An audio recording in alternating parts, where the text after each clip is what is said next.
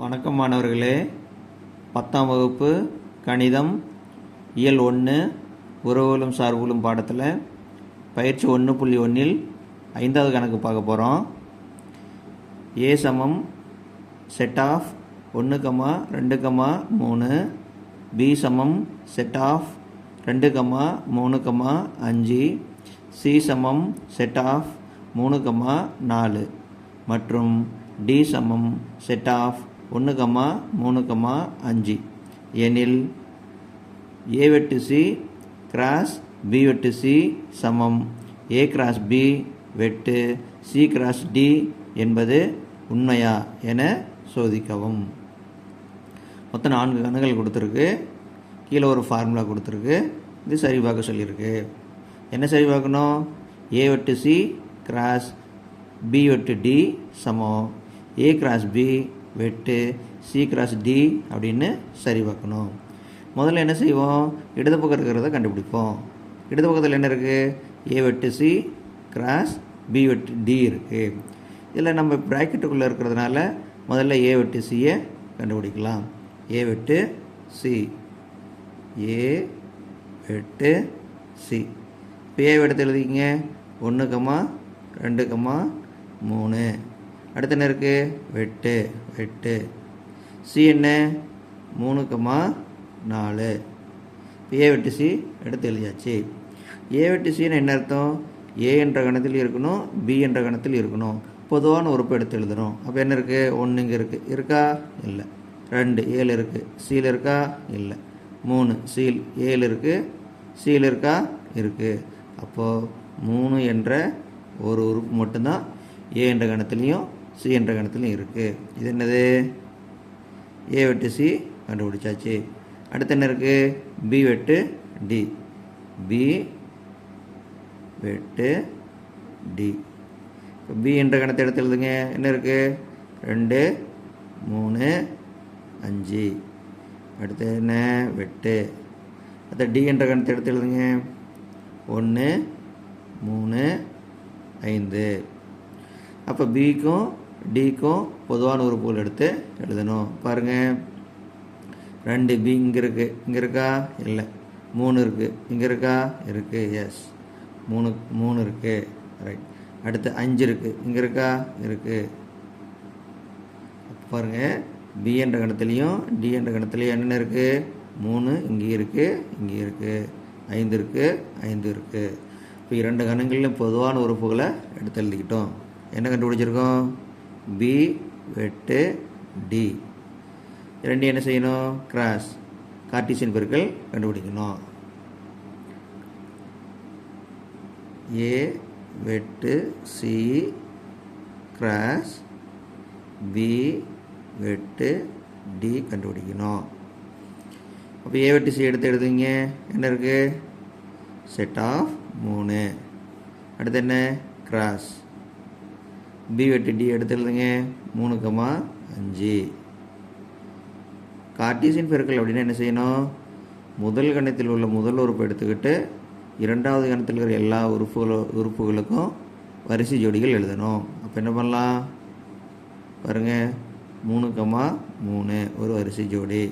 அடுத்து 3, 5. 3, 5 ஒரு வரிசை ஜோடி. இதை கனமாக எழுதிடணும். இது சமன்பாடு 1. அடுத்து என்ன கண்டுபிடிக்கணும்? வலது பக்கம் இருக்கிறத கண்டுபிடிக்கணும். வலது பக்கம் இருக்கிறத கண்டுபிடிக்கணும். வலது பக்கம் முதல்ல என்ன இருக்குது? A கிராஸ் B இருக்குது. A கிராஸ் B இருக்குது.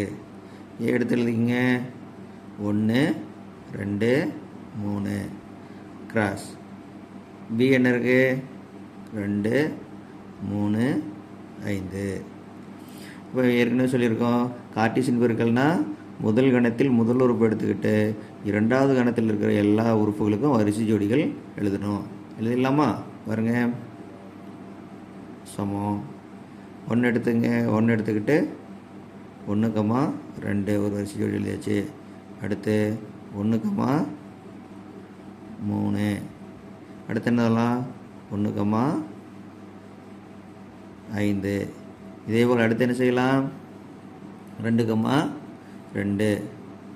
2,2 அடுத்து 2,3 அடுத்து 2,5 அடுத்த உறுப்பு எடுத்துங்க. 3 எடுத்துக்கலாமா? 3,2 அடுத்து 3,3 அடுத்து 3,5. இப்போ என்ன செய்திருக்கும் பாருங்கள். முதல் கணத்தில் முதல் உறுப்பு எடுத்துக்கிட்டு இரண்டாவது கணத்தில் இருக்கிற எல்லா உறுப்புகளுக்கும் வரிசை ஜோடிகள் எழுதணும். அதே போல் ரெண்டாவது உறுப்பு எடுத்துக்கிட்டோம் வரிசை ஜோடிகள் எழுதணும். மூணாவது உறுப்பு எடுத்துக்கிட்டோம் வரிசை ஜோடிகள் எழுதியிருக்கோம். என்ன கண்டுபிடிச்சிருக்கோம்? A கிராஸ் B கண்டுபிடிச்சிருக்கோம். அடுத்து என்ன இருக்குது? C கிராஸ் D கண்டுபிடிக்கணும். என்ன கண்டுபிடிக்கணும்? C cross D. C cross D. இப்போ C எடுத்து எழுதிக்கோ. C என்ன? 3,4 கிராஸ் D என்ன? 1,3,5. இப்போ பாருங்கள், இதுக்கு கார்ட்டீசியன் பெருக்கல் எழுதலாமா? இப்போ என்ன செய்யணும்?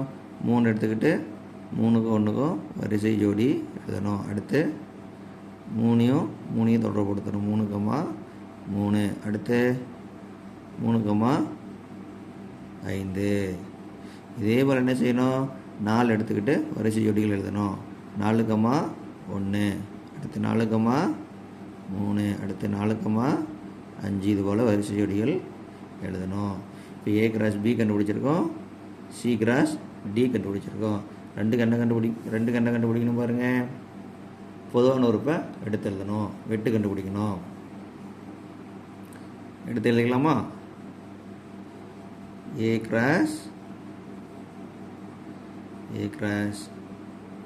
B இருக்கு. வெட்டு C கிராஸ் D எடுத்து எழுதணும். இப்போ A கிராஸ் Bலேயும் C கிராஸ் Dலேயும் உள்ள பொதுவான உறுப்புகளை எடுத்து எழுதணும். பாருங்கள், இங்கே 1,2 இருக்குது. இங்கே 1,2 இருக்கா? இல்லை.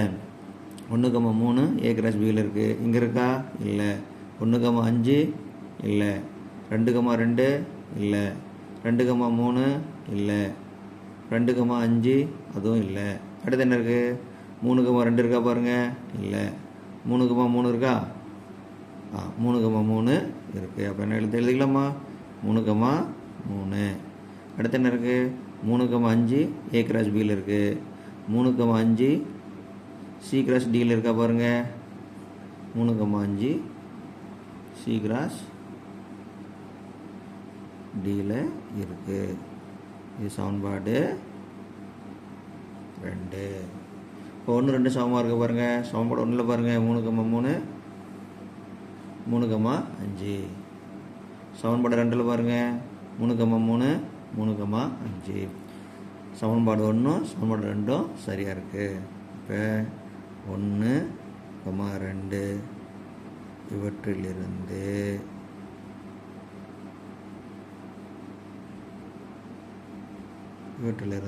என்ன கண்டுபிடிச்சிருக்கோம்?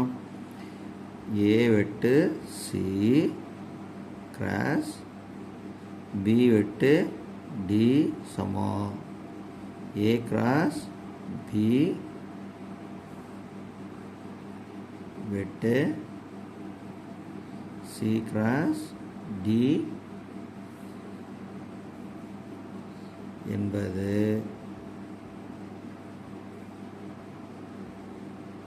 சரி பார்க்கப்பட்டது. அவ்வளோதான், இந்த கணக்கு முடிஞ்சது. நன்றி.